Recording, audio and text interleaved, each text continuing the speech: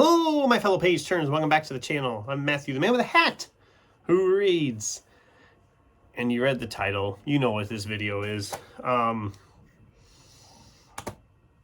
people like when I do this video because they like to see me get ranting and just tearing books down. I hate doing it.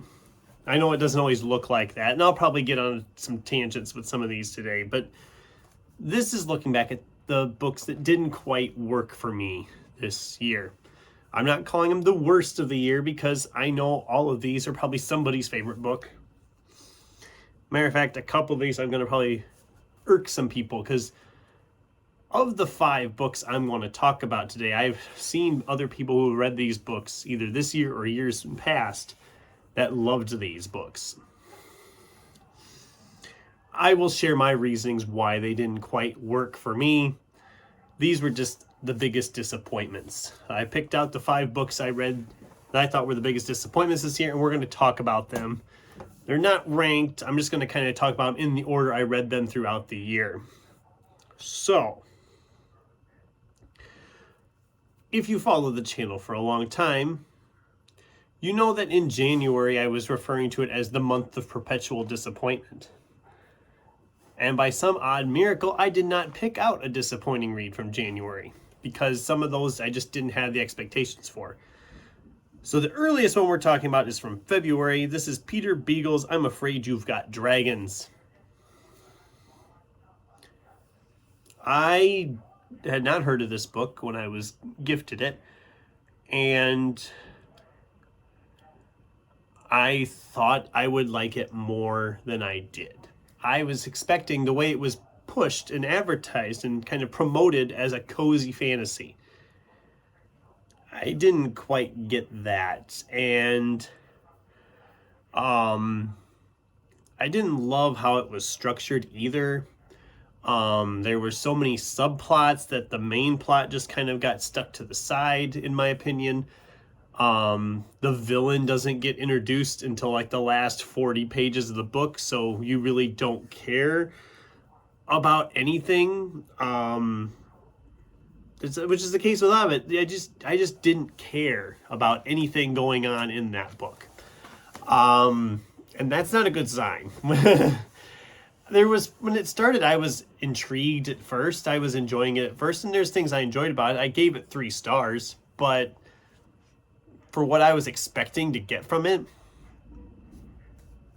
I didn't get it, and that's probably on me. I know there's people who liked that book.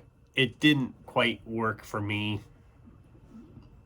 but I don't hate it. It is a disappointment because I had these expectations in place, and those expectations did not kind of come, but whatever.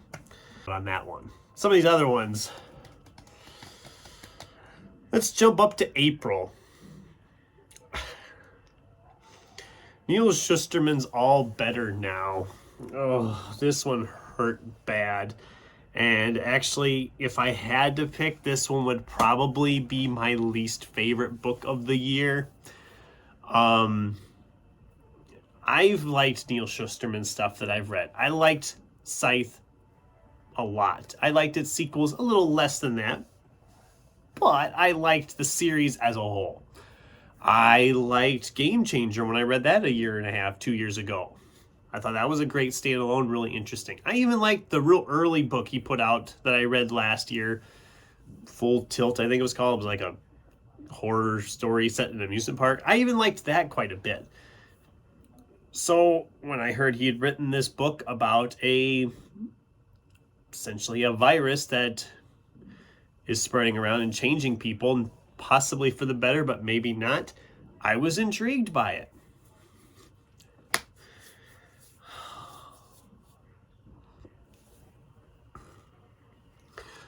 I'm going to try to not to reiterate everything that I thought about this book when I talked about it in my wrap-up that month, but this book was a mess.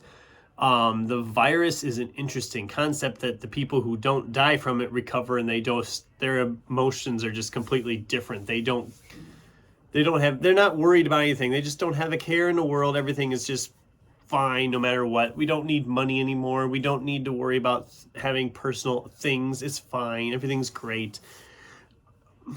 which is an interesting concept until it's not. This book's like 500 some pages, and every character is just, you want to smack every single one of them. There's not a redeeming quality for any character in this book. I hated every character in this book. It's actually kind of impressive how much I hated the characters in this book. And then it sets up a cliffhanger for a sequel, which I see now there is a sequel coming. I'm not reading it because this was awful. I don't care. And I have a feeling the sequel isn't going to really change my opinions any. I'm going to still be like, well, that was a complete waste of time. Am I giving up on Neil Shusterman? No, I might still give a try to some of his stuff. I'm giving up on this series because that was, oh man, that book was bad. That was bad. And just like I said, the biggest thing was the characters. There's no, in my opinion, there were no likable characters in that book. And if you can't even root for any of the characters, then that's not a good sign. Next up, we jump up to June. June on the Range brought us a bunch of Western reads. And I actually found this one when I was on my trip in a store. A book called Just John by Reg Quist. I had never heard of this story, but the idea of an African-American kind of riding through the Old West, I was like, okay, that's an interesting twist. I mean, you don't hear a lot about that, and it's based into history a little bit, it sounds like, so this might be interesting. For a book literally titled Just John, you would think the story would be about John or something. Nope. This book decided that John is not an interesting enough character to carry it on his own. We have to introduce a ton of side characters, and we focus on the side characters. There's huge chunks of pages where John just disappears. And that just burned me something fierce. That the book is literally, you can't even focus the book on the character you named the book after. That you're too busy focusing on all these other characters that I don't care about. And then they disappear and we're back with John like, oh yeah, here we go. John's off on this next adventure. And then we shove him to the side again to make way for more new supporting characters that won't hang around much more than the story arc we're doing. It's very much annoying, or it was to me. And again, it was first in a series. I do not need to seek out any sequels. That book was so poorly sculpted or scripted or whatever you want to call it. It was terribly laid out. I have not ever seen a book that was that much of a mess, that it strayed that far from its general plot as what that book did. It was a 2-star for me. I was intrigued by it. I just wish it would have been better. John Scalzi had a new book come out earlier in the year. I finally got around to picking it up in July. I've been a huge fan of John Scalzi for years. And this book was When the Moon Hits Your Eye, and it was literally a sci-fi humor novel about the moon turning into cheese. I mean, that sounds fantastic. It sounds like it's going to be funny. It sounds interesting, creative. And here again, it just, a great idea, but this book had a few problems for me. Was it funny? Yeah, there was some legitimately laugh out loud funny moments. I thought I laughed quite a bit at this book. But this book's biggest problems was, once again, characters and just the setup. The setup itself was kind of a mess. And I don't really know how else to describe it. The characters are just so all over the place. We get a new set of characters every chapter until we hit the midway point of the book, and then we revert backwards through all the characters we'd seen previously. So really, all these characters have like 2 to 3 chapters tops in the whole book. And that's it. So you can't really connect to any characters because you don't have enough time with any characters. And then the ending, which I won't spoil here, but it just felt like a huge cop-out. It felt like they didn't know where we wanted to go with it, so we kind of just threw this option out. And I wasn't a fan of that either. I didn't love how it ended. And it's fun. It's a funny novel. But I don't ever have to read it again. Reading it once was enough, and I can move on and be absolutely fine with that. So the last one we're going to talk about, this one actually hurts. In November, I finally picked up this book. I had heard really good things about this one. I was excited to read this one because I'd heard really good things. Here at Jane Buxton's Hollow Kingdom.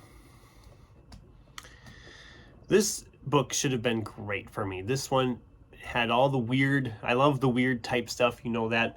It's an apocalypse, it's end of the world time, and zombies, and it's narrated by a crow. And I'm like, I'm on board with this. This should be great. And when it started, I was like, here we go. This is going to be so great.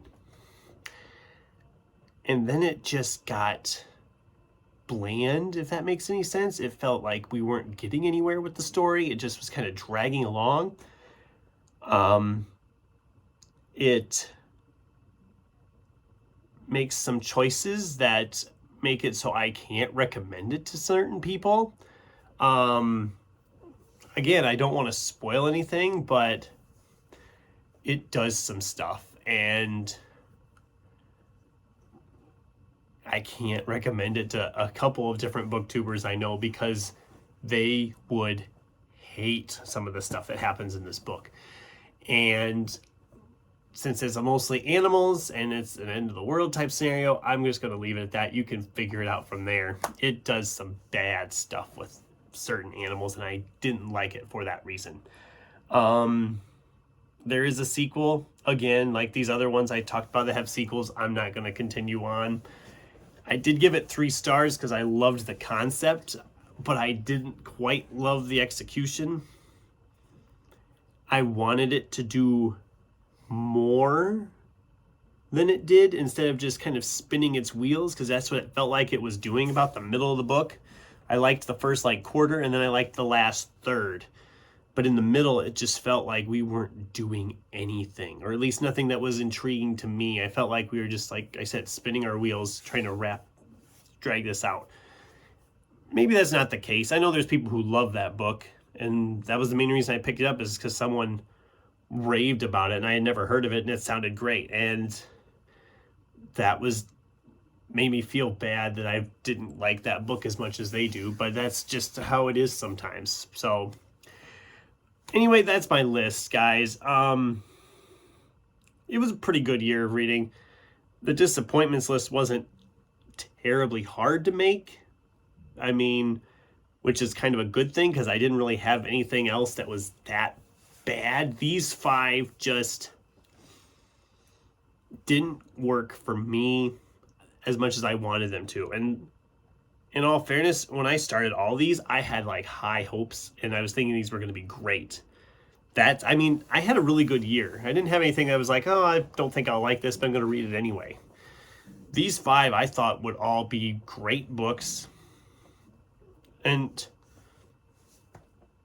one of them specifically, I thought was going to be a solid contender for best of the year for me, because I had such high expectations for it. And it didn't meet them, and that's fine. There's always next year. Next year is going to be great. We're not going to have any disappointments next year. And that's the last lie I'm telling on this channel until the new year. We all know there's going to be disappointments. That's part of life. And it's interesting sometimes how a book might hit somebody differently than it hits yourself, So that's the list. I'd love to hear what you guys think. Have I made enemies of all of you on some of these books? What was your most disappointing read of 2025? I'd love to hear from you in the comments down below. Thanks for watching, and until next time, keep turning pages.